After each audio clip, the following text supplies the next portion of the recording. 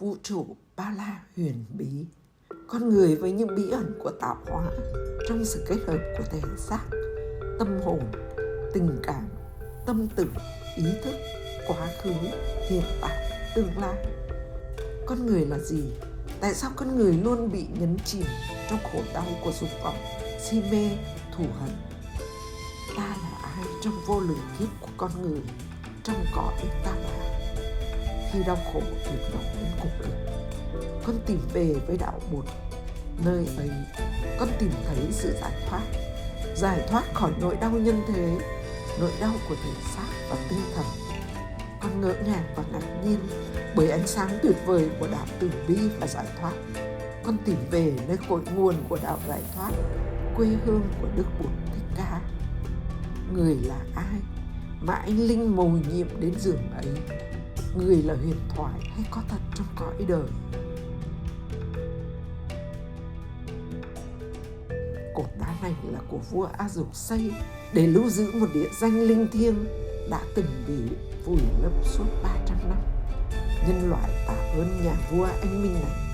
Không có vua A Dục, làm sao chúng ta biết rằng nơi đây lịch sử đã ghi dấu một sự kiện trọng đại của loài người. Thời gian cứ trôi qua, nước cứ chảy, đá cứ mòn. Quanh khu vườn này, vườn lâm tỷ ni của nước Nepal, hoa vẫn nở rực rỡ, chim vẫn hót líu lo để chào mừng ngày trăng tròn tháng 4 của mùa xuân cách đây đã hơn 2.500 năm. Hoàng hậu Maya trên đường từ Katipathu về thủ đô Kolia để sinh con. Bà đã ghé vào khu vườn để nghỉ ngơi. Sử sách còn chép rằng, ngày bà mang thai thái tử Tất Đạt Đa, bà đã nằm mộng thấy một con voi trắng 6 ngà từ trên trời đi xuống. Trên không nhã nhạc vang lừng và tiếng ca hát chúc tụng của chư thiên vọng lên không ngớt. Con voi trắng đi xuống càng lúc càng gần.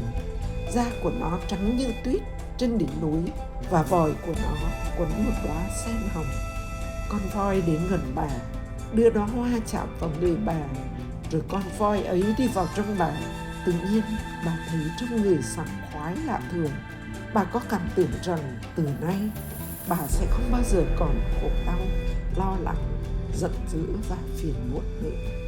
Dưới gốc cây vô ưu hoa vẫn nở rực rỡ này, bà đã sinh ra thái tử Tất Đạt Đa, một thái tử mà đúng như lời tuyên đoán của các bậc đạo sĩ tài ba thời đó, rằng người là một bậc vĩ nhân, thấu suốt được mọi lẽ huyền vi của vũ trụ, lấy trời đất làm quê hương, lấy muôn loài làm thân tộc. Quanh hồ nước tĩnh lặng này, dòng người khắp thế giới vẫn đổ về từng ngày để được ngắm nhìn mặt hồ phẳng lặng, trong suốt và linh thiêng. Bởi hồ nước mát này sau khi sinh, Hoàng hậu Maya đã nhúng tắm thái tử Tất Đạt Đa. Nơi đây, 7 bước chân đầu tiên của thái tử Tất Đạt Đa bước đi ngay sau khi sinh ra vẫn còn lưu giữ dấu tích. Nơi đây, ngày ngày dòng người khắp thế giới vẫn đổ về để được áp bắt vào những viên gạch cũ để tạ ơn Hoàng hậu Maya, vì rằng thiên chức của bà đã chu toàn trong việc hiến tặng cho đời, cho người, hiến tặng cho nhân loại một con người siêu phàm toàn giác. Bà đã sinh ra một bậc đại từ đại bi, cứu khổ cho nhân loại và muôn loài chúng sinh. 8 ngày sau khi sinh ra thái tử Tất Đạt Đa, Hoàng hậu Maya từ giã cõi đời. Em của hoàng hậu là bà Mahabasa Ba Đề được lên ngôi hoàng hậu với tên gọi Gotami, làm kế mẫu nuôi dạy, thương yêu thái tử hết lòng. Và một thái tử thông minh, tuấn tú, văn võ, tinh thông hơn người, trưởng thành trong kinh thành, đầy nhung lụa và quyền uy, nhưng lại luôn quan sát vạn vật quanh mình để trầm tư suy gẫm. Càng lớn, thái tử càng tỏ ra ít bận tâm đến vương quyền thế sự. Ngài luôn trầm tư về thân phận của kiếp người và muôn loài đang phải đối diện với nhiều cảnh khổ đau ngang trái trong tiến trình sinh diệt. Sở thái tử ứng với lời tuyên đoán của đạo sĩ tài ba A Tư Đà rằng thái tử không làm vua mà sẽ làm một đạo sĩ siêu phàm, chuyển pháp luân của muôn loài và bốn biển. Nhà vua đã cho xây lâu đài nguy nga tráng lệ, tìm cách cho thái tử vui say với đời sống vương giả. Nhà vua đã cưới công chúa Gia-du Đà La cho thái tử lúc ngài vừa tròn tuổi trăng tròn lệ. Đời sống cung vàng điện ngọc, vợ đẹp con xinh vẫn không thể ngăn cản được những băn khoăn về bản chất vô thường, tạm bợ của cuộc đời trong suy nghĩ của thái tử. Thái tử đã tìm cách xin phép vua cha đi dạo chơi ngoại thành để hiểu biết thêm về đời sống của nhân thế. Và thái tử đã nhìn thấy người già, người bệnh nằm giãy giụa rên than bên vệ đường, không ai quan tâm chăm sóc. Những người chết đang được đưa đi hỏa táng. Đó chính là những khổ đau vây quanh kiếp người và muôn loài. Bên cạnh đó là hình ảnh một vị sa môn phong độ nhẹ nhàng, thanh thoát. Thái tử đã lóe lên ý tưởng về cơ hội giải thoát khổ đau cho con người bằng con đường đi ngược lại dòng đời.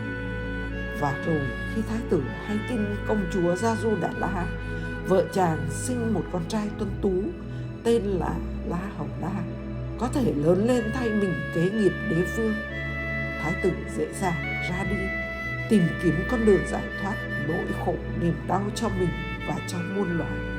Lúc đó thái tử vừa tròn 29 tuổi. Dòng sông nào là sông Anuma, nơi nào là nơi thái tử Tất Đạt Đa cởi áo gấm, mặc áo cà sa, dùng gươm bén cắt tóc, cạo râu, trao ngựa và đồ trang sức cho sa nặc, trở về báo tin với vua cha và người thân. Vân du khắp nẻo đường như cánh hạc mây ngàn thành vương xá này. Sa môn Tất Đạt Đa tìm thầy học đạo. Chỉ trong một thời gian ngắn, thái tử đã đạt được những thành quả thiền cao nhất của các thầy Bà La Môn.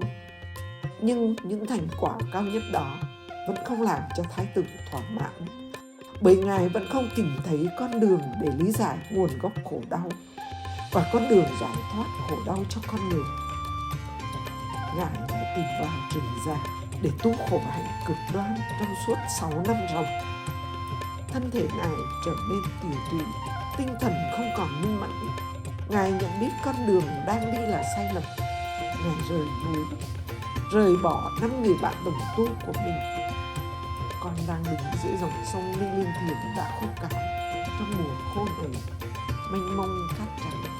Nước sông mùa này đã khô cạn, nhưng hình ảnh của Sa môn Gotama của hơn 2.500 năm trước bên bờ sông đỉnh mạnh này, ngài nhận ra chân lý rằng thân và tâm là một thực thể, không thể tách rời.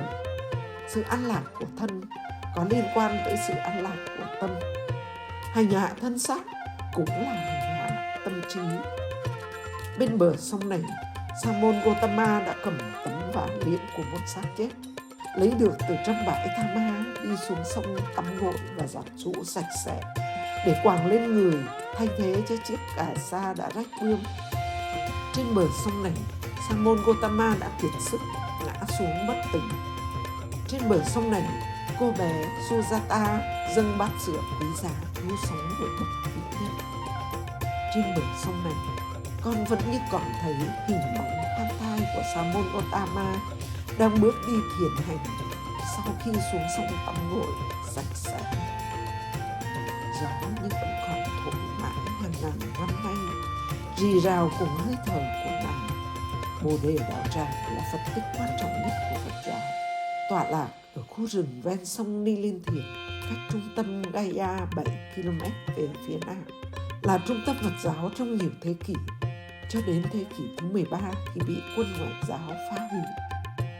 Con đứng lặng dưới gốc cây bồ đề cao lớn hùng vĩ, với nhiều nhánh cây vươn dài ra xung quanh, xa đến vài chục mét, phải có các cột sắt chống đỡ. Hồi xưa, khi Sa môn Gotama tìm đến ngồi dưới gốc cây này, bắt đầu tập trung hết định lực và quán chiếu vào nội thân. Cây đã cao lớn được bao nhiêu? Qua bao đổi thay, cây bồ đề này có thể không còn là cây bồ đề xưa, nhưng dấu tích nơi Sa môn Gotama ngồi thiền 49 ngày thì vẫn còn nguyên vẹn. Chính nơi đây, chánh điện đã bừng tỏa lên ngài như mặt trời mọc trong đêm tối. Chính nơi đây, Sa môn Gotama đã khám phá ra dòng sông tri giác đang trôi chảy len lỏi giữa các dòng sông cơ thể và dòng sông cảm thọ. Chính nơi đây, Sa môn Gotama nhìn thấy thế giới tri giác chính xác thì thực tại biểu lộ, tri giác sai lầm thì thực tại chìm lặng. Tri giác sai lầm làm phát sinh bao nhiêu cảm giác khổ đau trong dòng sông cảm thọ. Con người sở dĩ lặn ngục trong khổ đau là vì nhận thức sai lầm của mình. Vô thường thì cho là thường, vô ngã thì cho là ngã, tương tức thì cho là riêng lẻ tách biệt. Ngày xưa, Tất Đạt Đa đã tìm đủ cách để chế ngự sợ hãi, chế ngự giận dữ, chế ngự tham đắm, nhưng những phương cách ấy không có hiệu quả, vì chúng chỉ là sự đè nén và đàn áp. Tại đây, dưới gốc cây bồ đề này, Sa môn Gotama biết được bản chất của chúng là u mê, giải tỏa u mê và đi tới sự hiểu biết, tức là làm cho chúng tự tan rã. Như khi mặt trời lên thì tự khắc bóng tối tan biến. Ngồi dưới gốc cây này, Sa môn Gotama mỉm cười một mình. Ngài ngước nhìn một chiếc lá bồ đề in trên nền trời xanh.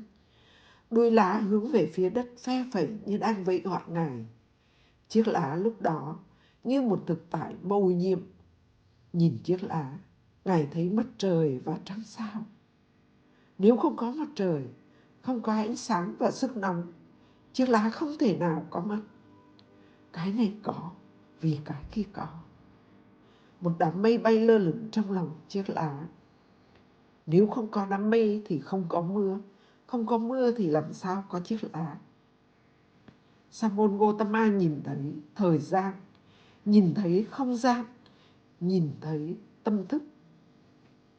Tất cả đều đang có mặt với chiếc lá trong giờ phút thực tại đó. Thực tại của chiếc lá cũng là thực tại của bản thân Ngài. Chiếc lá dường như chỉ mới có mặt trong đầu mùa xuân, nhưng thực ra nó đã có mặt từ không biết bao giờ, trong ánh nắng, trong đám mây, trong thân cây. Sự có mặt của một hiện tượng kéo theo sự có mặt của tất cả mọi hiện tượng trong vũ trụ. Và cứ như vậy, tại gốc cây bồ đề này, Sa môn Gotama đã thấy được rằng trong thực tại không có gì sinh ra, không có gì mất đi, không có gì từ không mà trở nên có, không có gì từ có mà trở nên không. Gotama đã vượt thoát các ý niệm có, không và sinh diệt. Từ đó, Sa môn Gotama đã tìm thấy nguồn gốc của khổ đau trong con người. Khổ đau của con người bắt nguồn từ sự nhận thức vô thường là thường, vô ngã là ngã. Chứng nhập được tự tánh vô thường và vô ngã của bản hữu, tức là thoát ra được khỏi vòng khổ đau. Sông vẫn trôi, gió vẫn thổi, tiếng rì rào của muôn loài vẫn thì thầm sao động. Ngày thứ 49 ngồi thiền dưới gốc cây bồ đề này, Sa môn Gotama vẫn tiếp tục chánh niệm, đưa tâm và hơi thở trở về một mối. Cuối canh 1 của ngày thứ 49, Sa môn Gotama bắt đầu rọi ánh sáng quán chiếu vĩ đại ấy vào tự thân. Hồi lâu, ông bắt đầu thấy sự có mặt của muôn loài chúng sanh trong ngay chính tự thân của ông. Tất cả các loài chúng sanh, từ khí, khoáng, hương, xương cho đến rêu cỏ, thỏ mộc, côn trùng, cầm thú và loài người đều có mặt, và có mặt một cách hiện thực ngay trong giờ phút hiện tại. Ngài thấy được sự có mặt của tất cả các loài chúng sanh ấy chính là sự có mặt của Ngài, không những trong hiện tại mà còn trong quá khứ và vị lai. Ngài thấy được sự co giãn và thành hoại của muôn ngàn thế giới, muôn ngàn kinh cầu với tất cả những niềm vui, nỗi đau của từng sinh vật. Gotama thấy mỗi tế bào trong cơ thể Ngài chứa đựng cả thời gian, từ vô thỉ đến vô chung. Cái thấy ấy là túc mạch minh.